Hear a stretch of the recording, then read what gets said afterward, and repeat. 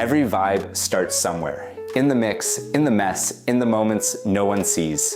This is where we find the blend. Welcome to Behind the Scenes. We haven't sold out our first 100 as of yet. It's been over a week.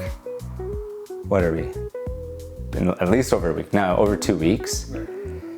But that's exactly what I kind of expected because of like having no real buildup, right? So it's great. We had, initial sales right away. A couple people have now bought 2 pens, which is awesome to see. One bought for a friend. I actually am calling some of the customers and just having a chat with them, thanking them. So did it underperform or overperform? I would say it was like pretty much on target, pretty much on what I expected, which I'd say I've learned to manage my expectations, right? Because on the flip side, I know we haven't done enough to actually drive real numbers online. Like I know it doesn't just happen. Like it's not like, oh, you open your website and like all of a sudden a flood of people. Like that's not, unless you have like big marketing budgets and you can make a splash of it, you write to different publishers and get everybody kind of in on a big launch event. You can archetype that, you can construct that. That requires resources that we currently just don't have. So a part of this is doing it on a very micro, intentional level. I'm actually quite pleased with how many people have picked up the blend pen, and having the conversation with them it's really cool to hear their stories. And now we need to continue to grow, continue to get the message out there. And we don't even have like the follow-up emails set like that. We're that early. Like it's been, okay, let's soft launch this, let's get it open to start to find the bugs. And we have found a number of bugs. Like actually the first wave of customers who picked up the blend pen, they weren't getting the invite for the Founders Club. So I also have to follow up on that. So it's like a bunch of little bugs that I'm happy that we didn't, try to make it a big, like the systems are still being built. And they will be for a while, and it's going to evolve. And I think for the people who, it's good enough that we feel, people are going to be able to get their blend pen, but there's no bells and whistles after that. Like there's no real follow through from the brand. But what I've realized is that me following up, that is the experience of the brand. So I'm trying to figure out how would I, as the brand, do it if I had to do it manually myself?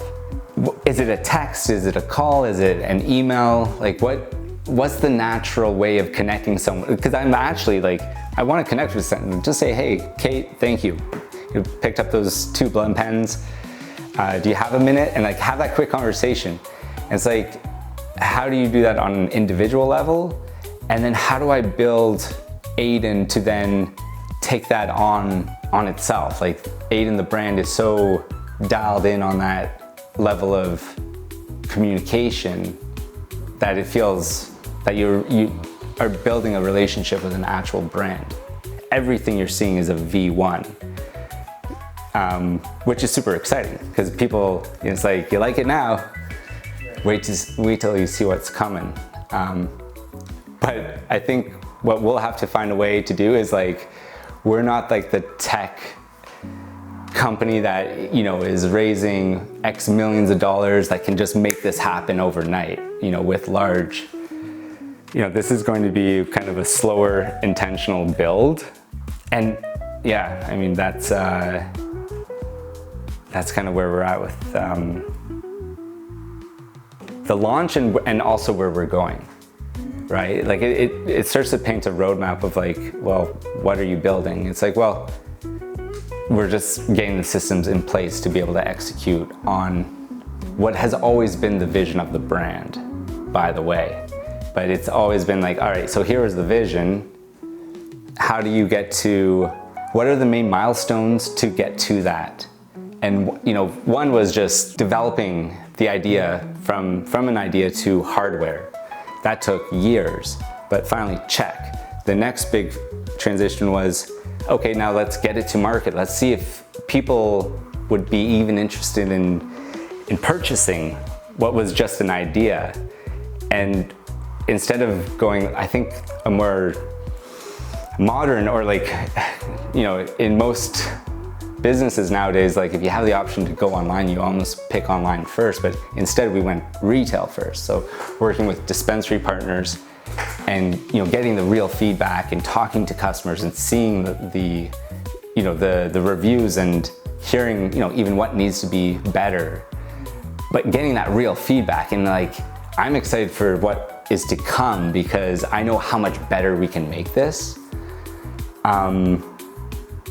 But so that's like phase 1, development, phase 2, product market fit. Now phase 3 is, okay, like now like actually build out the brand and the experience. And now that we know we have a solid product, it's easier to move into that next phase. Okay, well, I don't have the test tubes that it came in, but we have our very own carts. Now this is not the labeling, so I probably shouldn't even show that. It's just like literally like one of the obvious things to do here is to clearly label the cartridges, right? Like how many times I have boxes of carts and I don't know what's what because they're not well labeled. So I'm trying to think through the design of those cartridges and how is it visually being communicated of what cartridge is what.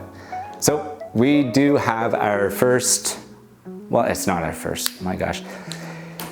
These are probably the 20th samples of different cartridges, but actual first like real contenders to be happy enough that, these could at least be put through to the next phase. And what that means is like having our own, call it like a CBD cartridge or a CBN cartridge or a CBG cartridge. Cartridges that are focusing on more specific minor cannabinoids. And I'm super excited about, it's taken almost over, we started this project close to 2 years ago. And it has been a huge journey trying to figure out how to create a CBD cartridge, an all-natural CBD cartridge that, for those who don't know, CBD in its purest form is a powder. So you need to find the right formula to have it such that it's not, I don't know if you can get close up on that, but that it's not too liquidy and it's not too solid. It's a challenge. It's a real challenge, and even seasoned experts in the field, it's an ongoing challenge. One step closer to having our own optimizer cartridges. Not sure if that's going to be the name yet, but I think of them as the optimizers, like kind of, if you have a cannabis cart, you can dial in, add a little bit of CBD and start to feel like, is there an effect?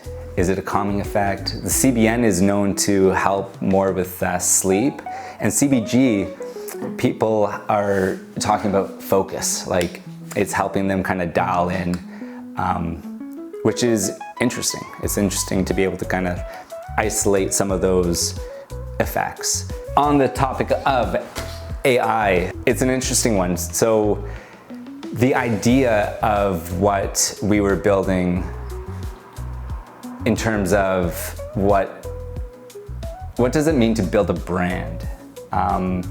I've always been focused on this idea that like a brand should feel like you're interacting with a person, because that's usually who you're always interacting with, whether it's from customer support or but if I'm calling a brand, I should be like, that is a representative of the brand. So it's always just one person. And that will, early days, the idea of naming the brand Aiden was pretty uncomfortable for a few reasons, but one of them being my skepticism about it. One of the reasons why I got over that skepticism and realized, okay, that's all kind of noise. Give it like an identity. Give the brand a name. Like, it's literally naming it, it's a name. And I always envisioned, like, imagine the interaction with this brand is so fluid. Like, it's like connecting with someone like a friend. It's like you're texting, hey, and it's like, boom, it just understands you. It knows kind of like what you're looking for and why you're there. Consuming different blends and like trying to figure out, you know, navigating that cannabis experience, you know, how much is too much, or what's good for sleep for you, or, you know, anxiety. Like, what are you going through? What have you tried? What has worked? What hasn't? And being able to be that brand that has that connection and communication with the consumer, and therefore trust, right? Like, that's a huge part of this. So inherently, a big part of my job right now is figuring out the tech stack on the back end of Aiden that is empowering that connection. You know, like figuring out how to build that out in a way that's consistent with the vision. Like, it is now, like, the brand becomes, it's like a tech-enabled brand. Because a big part of this will be Aiden AI, like Aiden. And when you're interacting, when you log in and you're interacting with Aiden, it understands, they'll have a conversation with you on a deeper level. And a part of the plan to do that is to do that in the open, like to share the journey of that. So it is something that we'll continue to update on some of the thinking. And a big part of, you know, current thinking right now is trust is going to be inherently so important. That is like, how do you earn someone's trust, right? I think, especially like most companies and brands are completely like faceless. There's no really identity behind it. But if you saw the making of something and understood where it came from, then inherently that's a path to building more trust. And that's like intentionally what we're doing. We know that, hey, I even say it out loud to hold myself accountable to, like, that's always been the vision. And it's like, so as uncomfortable as it is to share some of these thoughts and ideas, I think that's a part of like what we need to do is like, hey, here's what we're actually building here with Aiden. And by putting it out there and then also executing on the plan, and like, that's how we're gonna do it kind of step by step. But imagine you said, oh, I didn't have my shot of, you know, some people drink like kind of mini shots of cannabis. Oh yeah. Yeah, I mean, like, that's gonna be a thing. Like, why not? Actually, if I had like, I don't know, like a little 5-hour energy drink type of size where like you knew it was the right blend of like upper kind of creativity focus, I'd prefer that over vaping and smoking.